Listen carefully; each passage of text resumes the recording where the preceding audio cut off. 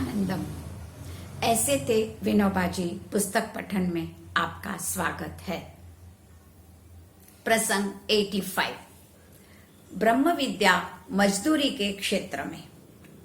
एक जमाना था जब विनोबा जी ने अर्थशास्त्र के अध्ययन की दृष्टि से 1 साल तक दिन भर में 2 आने के खर्च में अपना निर्वाह चलाया था।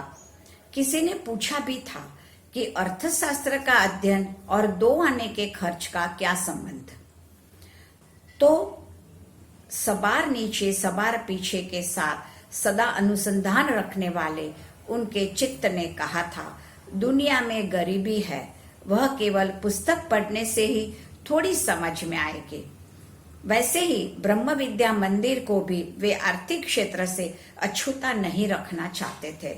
उसी सिलसिले में उन्होंने कहा, समाज के सामने जो बड़े बड़े प्रश्न उपस्थित हैं, ब्रह्म विद्या उन्हें टालेगी तो वह डरपोक भागने वाली साबित होगी।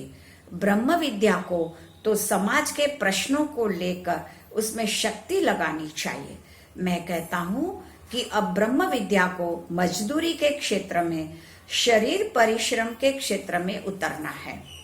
उसके लिए आश्रम आदि में प्रयोग करना चाहिए और वहां पर सफलता हासिल होने पर समाज में लागू करना है। विज्ञान के प्रयोग भी पहले प्रयोगशाला में होते हैं और फिर उन्हें समाज के व्यापक क्षेत्र में लागू किया जाता है। उसी तरह हमें प्रयोग करना है। प्रसंग 86। सहचित्त।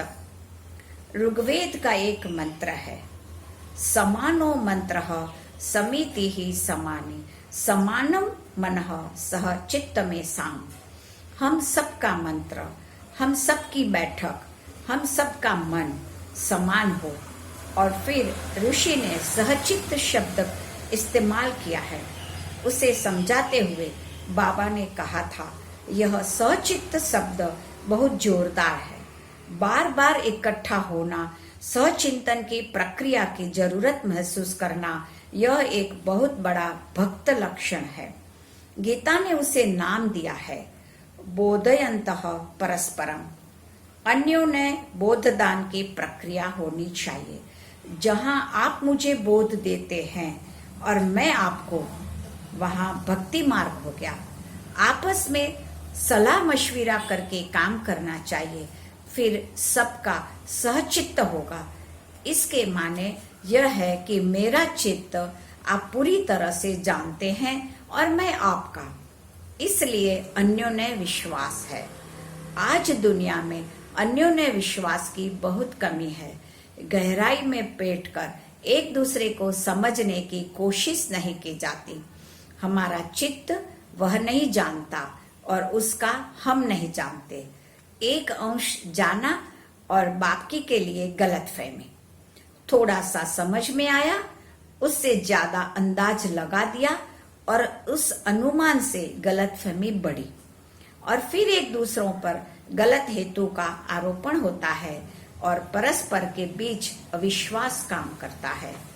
सहचित्त में हमारे दिल के जो अंतर्भाव हैं, वे साथियों के सामने खुल जाएं। भले ही साथी के ना खुले, उसके भाव मेरे पास खुलेंगे, तभी मेरे भाव उसके पास खुलेंगे।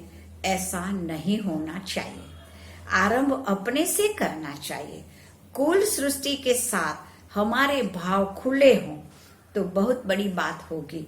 जिनका भाव पूरा प्रकाशित हुआ होगा, ऐसा मनुष्य दुनिया में अगर हो तो वह कुल दुनिया का प्यारा होगा। वह लोगों के साथ एकात्म हो जाएगा। प्रसंग 87। अपरिग्रह की कसौटी। आश्रम की प्रार्थना में सुबह शाम दोनों समय एकादश व्रत बोले जाते हैं। अहिंसा, सत्य, अस्तेय, ब्रह्मचर्य, अपरिग्रह। एक दिन बाबा ने एक बहन को कहा, तुम्हारे कमरे में कितनी और क्या चीजें हैं, उसकी फेहरिस्त बनाओ। उसमें मच्छरदानी बांधने की लकड़ियां हैं तो 4 लकड़ी गिनो। जिनके पास कम से कम सामान होगा वह अपरिग्रह की कसौटी में खरा उतरेगा। तो हर कोई अपना अपना संग्रह देख ले। निकम्मी चीजें निकाल दी जाए। ज्यादा परिग्रह की आवश्यकता ही क्या है? उससे अस्वच्छता बढ़ती है, ध्यान में भी कमी आती है। अभंग व्रत में अपरिग्रह को समझाते हुए बाबा ने लिखा है कि वस्तु का परिग्रह अड़गल, कचरा माना जाएगा और विचार का परिग्रह वेड़गल यानी पागलपन। अतः एक दिन बारी आई ग्रंथालय में संग्रहित ग्रंथों की। वैसे तो ब्रह्म विद्या मंदिर के ग्रंथालय में आलतू फालतू ग्रंथ तो थे नहीं, फिर भी 3500 किताबों में से करीबन 1500 किताबों की छटनी हो गई। योग सूत्र में कहा है, निर्विचार वैशारद्ये अध्यात्म प्रसादः। मनुष्य जब निर्विचार में विशारद होता है तब अध्यात्म प्रसाद प्राप्त होता है। बाबा भी कहते थे, व्यर्थ विचारों का परिग्रह तोड़कर अध्यात्म प्रसाद का महालाभ प्राप्त करो। प्रसंग 88। व्यवस्थापक नहीं। ब्रह्म विद्या मंदिर में कोई एक व्यवस्थापक नहीं। निर्णय सारे सर्वसम्मति से लिए जाते थे। अब 30-40 लोग इकट्ठे हों तो मत भिन्नता तो रहेगी ही।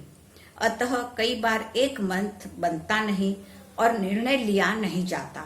ऐसे किसी प्रसंग पर बाबा को पूछा गया कि क्या किया जाए।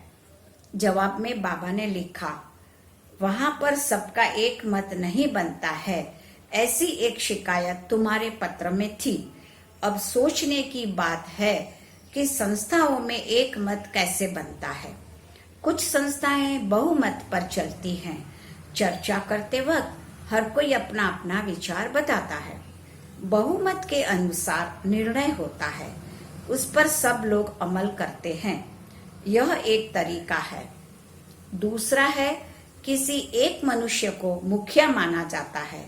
अपना अपना विचार सब उसके सामने रखते हैं।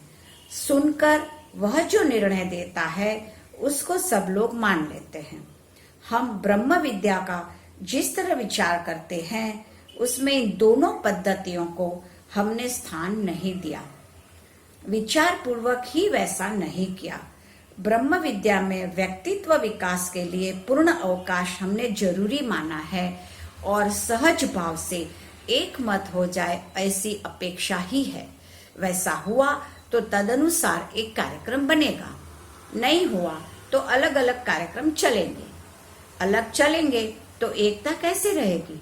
स्नेह के कारण रहेगी और मूल विचार की निष्ठा के कारण रहेगी। स्नेह के कारण कुटुंब में रहती है, वह तो हमारे पास है ही। इसके अलावा ब्रह्म विद्या का नाम हमने लिया है तो उस मूल विचार की एकता भी है।